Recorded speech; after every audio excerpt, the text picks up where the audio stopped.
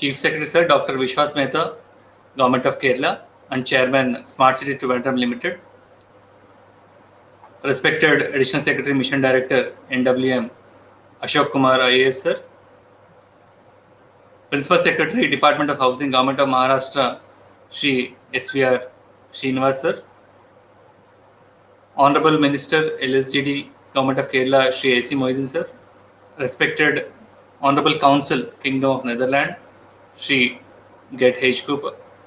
Trivandrum Municipal Corporation Mayor Ms. Arya Rajendran. Other dignitaries on the dais, the speakers, the delegates, and my dear friends. Firstly, it's a proud privilege that Trivandrum Smart City is able to host APAC Sustainable and Smart City Conclave in the online platform. In fact, last year we wanted to do a similar Smart City Conclave at the national level, but unfortunately COVID has taken us all back and we couldn't complete the conclave on that day. But fortunately, APAC Media Network has come forward, and because we wanted to share and learn all the best practices which are possible across these so many years, that we thought we'll go ahead and make a change for ourselves. I want to thank Ashok Kumar sir for giving a wonderful introduction about Trivandrum. So I think he has taken half the job from my shoulders, that I need not introduce Trivandrum per se. Trivandrum is a wonderful heritage town, which as rightly said by Ashok Kumar sir, has been the seat of power of Travancore dynasty when it was a princely state and later became the capital of Kerala. And this has actually been an administrative town compared to a Kochi, which has been a commercial and more cosmopolitan town in Kerala. Trivandrum is a municipal corporation with over 100 wards, and it has been one of the biggest corporations within Kerala. Trivandrum has come across and wanted to join the Smart Cities Challenge. As you know, Smart Cities Challenge was initiated by Ministry of Housing and Urban Affairs Department way back in 2015, where the corporations and cities have actually participated in a compelling challenge format where cities have competed and put forth their proposals. We have come in the round 3 of the Smart Cities. In the third round, in fact, we stood first in the Smart Cities round 3 challenge. And from 2018, after our consultant has been selected and the SPV has been set up, we have started our work from 2018. I am extremely proud to say that within the last 2.5 years, we have climbed the ladder very, very strongly.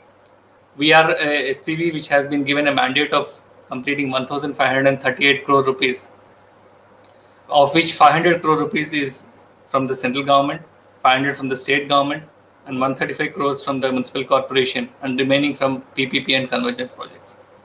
So when we started executing this project, as you know, during the Smart Cities Challenge itself, we have done extensive stakeholder consultation.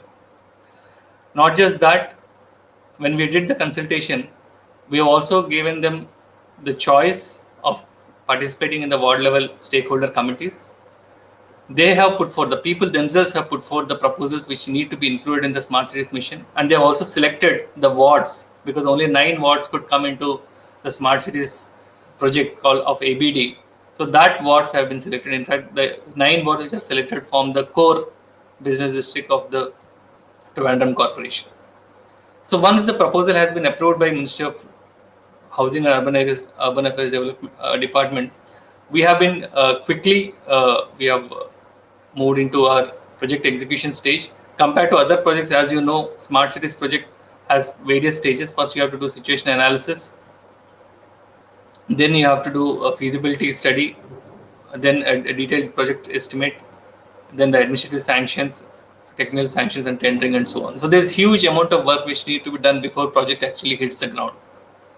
Having said that, the corporation mayor have been mayors have been very, very supportive. Earlier, Mr. V.K. Prashant, later Mr. Sri Kumar, and presently the youngest mayor of the country, Ms. Arya Rajendran, have been very, very supportive in undertaking this task.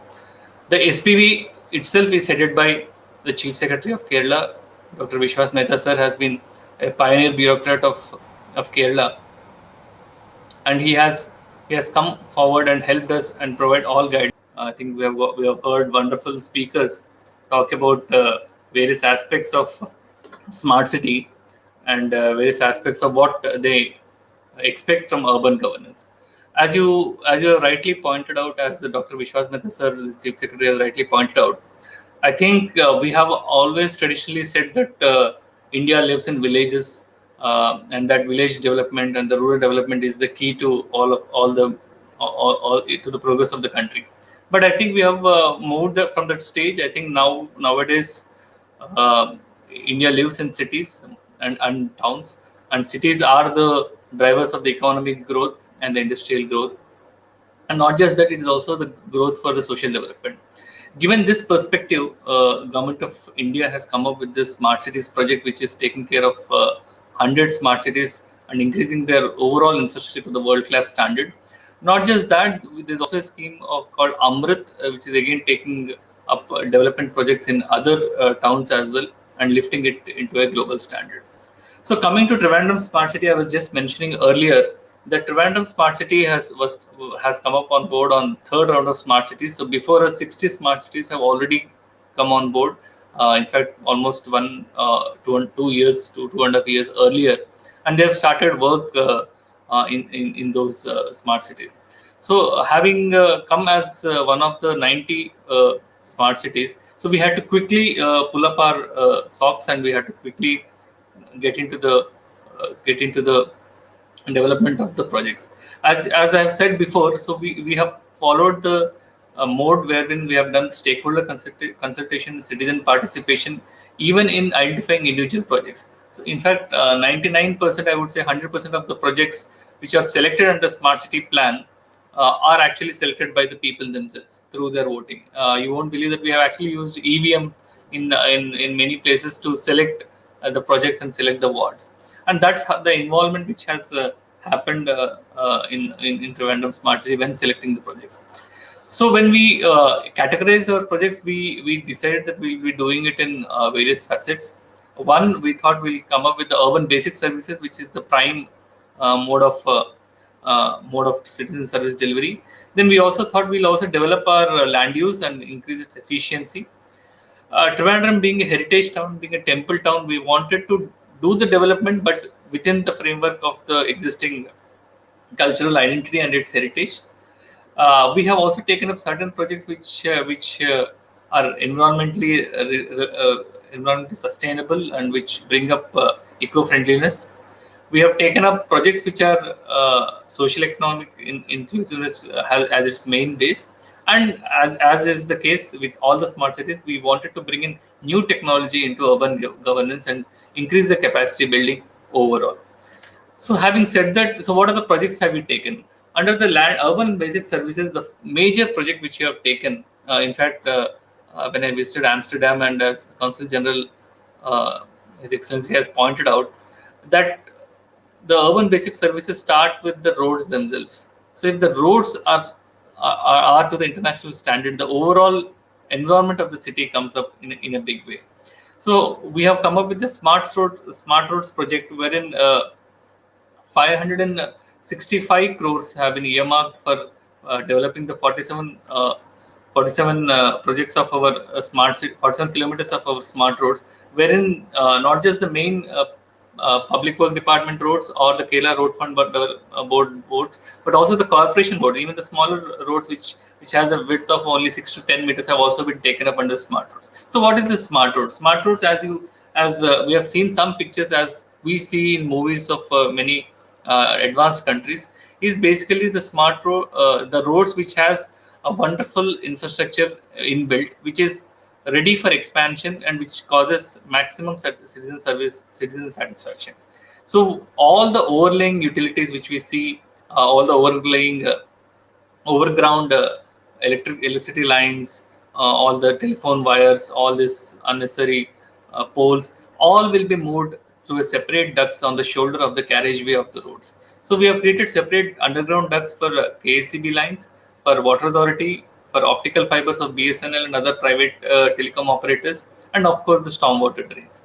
The entire road network of the carriageway will be developed with the new technology. We have also tried BMBC. We are also coming up with new technology of white topping the roads, so that to increase the lifespan of the roads. So what is the benefit of this is, when with the new cycle tracks and pedestrian pathways being developed and landscaped to set the beauty of the roads, the one good thing which will happen is, when the roads get expanded, it will not hamper the overall life of the road. The road life itself will be growing, especially because the main reason for short term life of the roads is basically, whenever a new road is laid up, whenever maintenance has to be done for electricity lines or water authority lines, immediately the road is dug up. That shortens the whole lifespan of the road by years. So with this structure, any maintenance which has to happen in electricity lines or water authority lines can happen through their own ducts, with a separate manholes created through them. Even telecom operators can do their maintenance without touching the main carriageway, which is the hallmark of the smart road system. And of course, we are bringing in technology. We are bringing in smart bus stops. We are bringing smart parking. We are bringing in smart drinking water kiosks on top of the smart roads, wherein a better citizen infrastructure can be set up. The next major problem which bugs the urban populace is the lack of car parking, and cities cannot grow without parking. And we have seen car parkings or even other vehicle parkings done on the side of the roadway, thereby reducing the whole carriageway and also causing difficulties to the pedestrian. So we have come up with the multi-level car parkings. We are doing one multi-level car parking in Tambanu railway station area, which for two-wheelers. We are also bringing technology where we are doing electromechanical parking, wherein the entire parking and retrieving the vehicle will happen through technology alone. So we are setting up a very high technology, high tech smart parking facility in Palayam market. Palayam is the main traditional market area of Trivandrum city. We are also setting up one in public office, which is basically developing the market area of which is developing the core office area. We are doing one in Palia market underground, it's on the basement itself. So second one thing which we have taken up is basically setting up the cycle tracks, as Amsterdam is having is giving priority for bikers and for cyclists. I think that kind of culture we need to bring in even in our city, because we are slowly becoming the diabetic capital of the world. I think cycles will reduce most of the health issues in the growing obese population, which is slowly moving towards a sedentary life. I think cycles can be that solution, and we are also providing that facilities with a special cycle tracks on all our smart roads. The second main thing which we are third main thing which we are taking up is providing drinking water fountains in these areas, providing nice state-of-the-art public toilets, and also developing the bus stops with Wi-Fi facilities and other smart facilities. The next main thing which we have taken under land use efficiency is developing our core historical structures like Palayam Market. Palayam Market is otherwise called as Kannimara Market in Kerala. So it's an old market with vegetables, fish vendors, meat vendors, and so on, and other utility shops. So now we want to convert that particular infrastructure into a completely state-of-the-art supermarket, as we see in western areas, where even the fish market and meat market and vegetable markets are done in a very spick and span way. So we have put earmarked 113 crores for that, and the work is progressing very well on that. We are now we are building up the rehabilitation block with complete prefab technology in the same area. We are also developing one East Fort is a traditional fort area which is just in the premises of Padmanabha Swami temple. So just near the East Fort entrance, we are coming up with a underground utility transit node with the underground shops, as well as we see in Palika Bazaar of Delhi. So that also is one of the facility which will be very proud of. There's also one traditional market called Chala market. Chala market is a wholesale market of Trivandrum. The entire market we will be doing up under Smart Roads project, but there's also a problem of warehousing. So for the warehousing, we are now clearing one landfill, which has been causing a lot of nuisance to all the neighbors, and we are converting into a warehousing facility for this market. We're also developing one open air theater in the Puttarikanda Maidanam. Puttarikanda Maidanam is again a traditional market area of Trivandrum. Sorry, traditional area where a lot of public meetings happen in Puttarikanda Maidanam. That is analogous to various other Maidanams in cities where a lot of public functions, public meetings, big rallies happen. So that Maidanam we are completely doing it up and converting into a public space as well, but also having its historical features intact. But as you know, the cultural identity is extremely important for us, and we want to develop it further. Under Convergence project, I'm also heading Directorate of Tourism. So under tourism, under Swadesh Darshan project, we have completely done up the basic infrastructure of the 4 entrance gates to Sri Padmanabha Swami Temple, and with an outlay of 76 crores. It has come up extremely well. The lighting has been changed, the underground ducting has happened, and it has transformed the entrance to the temple in a big way. It is in fact it was inaugurated by Honorable Prime Minister in 2019 February. We are also setting up pedestrian spaces, which I think everybody has talked about. The pedestrian spaces are in scarce commodity in many cities, and pedestrians have to reclaim those spaces from the vehicular traffic. So we are setting up 3 such spaces.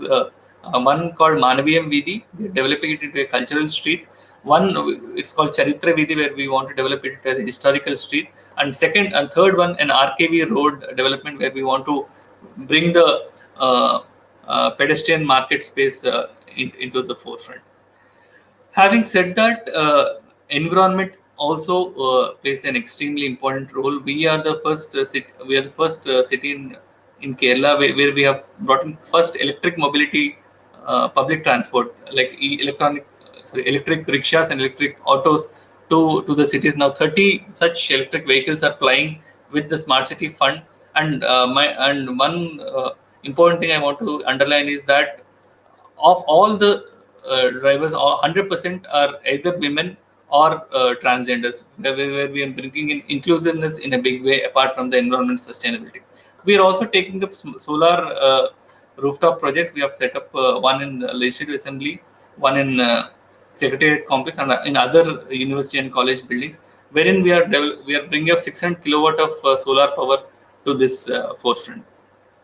Slum development has been pointed out by my earlier speakers. So one such slum is Changalchola development, wherein we are now setting up an urban housing complex with G+3 structures with 500 square feet 2-bedroom flat to each beneficiary, and we are setting up 248 such houses under this Smart City project, and we hope it will change the face of the Changalchola Rajajinagar slum area. But having said that, Smart City is also about technology. In fact, people think that Smart City is more about technology. So I being a computer engineer from IIT Chennai, this has always been close to my heart. So we want to bring Trivandrum into a web of cameras, not by web of individual police, as it happens in most of the developed countries. So we are setting up a web of 885 cameras, wherein the entire security and police management will happen through the camera-based security surveillance system. But also even the traffic, we want to bring in more automation. So we are putting up 300 ANPR cameras, automatic number plate recognition, red light violations, even the jumping, overspeeding, everything will be done through cameras. We have set up a state-of-the-art command control center in the police headquarters right now. We are also coming up with the integrated command control center, which will be inaugurated. Foundation stone will be laid by Honorable Prime Minister on 19th February, and this week itself. So we are very excited about that project as well, which will bring in a command control kind of decision making in the urban governance. So these are some of the things which I wanted to share. I will also share a peculiar project which we are doing called Smart Mosquito Density System. So mosquito is a menace. Mosquitoes is a menace in most of the urban areas because of various issues, dengue, chikungunya. So we are bringing up a small, interesting technology called Smart Mosquito Density System. We're setting up in 25 locations, wherein health workers can come up with a remedial measure based on the age, sex, age, and the type of the mosquito, whether it's female or male, and all those can be known from our system. So these are some of the projects which we have done. As Honorable Chief Secretary has mentioned, that we have completed 100% of almost 100% of our tendering and award, and all the projects are in execution stage. I'm also very happy to inform that we have started at 90 around 2 years back. Now we are proud to reclaim the 21st rank in the overall smart cities ranking, latest rankings. So 21st is a big number for us, because we have started at 90, and 60 of the smart cities have actually started their work almost 2 years ahead of us. So we have not just overtaken most of the round 3 smart cities, but majority of the round 1, round 2 cities as well, with the great support of our Chief Secretary, Dr. Vishwas Mehta sir, our Mayor, Ms. Arya Rajendran, and the entire public representatives, my small SETL team, which has worked very hard, and of course our consultant and all the contractors, and of course with our great leadership of Honorable Minister and Honorable CM Shri Pinarayi Vijayan sir as well. So we are very excited that today that feat has been achieved by Smart City Trivandrum, and we believe that we can learn a lot from the APAC Sustainable and Smart City Conclave, which I think wonderful speakers have been invited by APAC Media Network. I hope we want to learn a lot from them, and also share our best experience as well. Thank you very much for giving this opportunity. Thank you once again.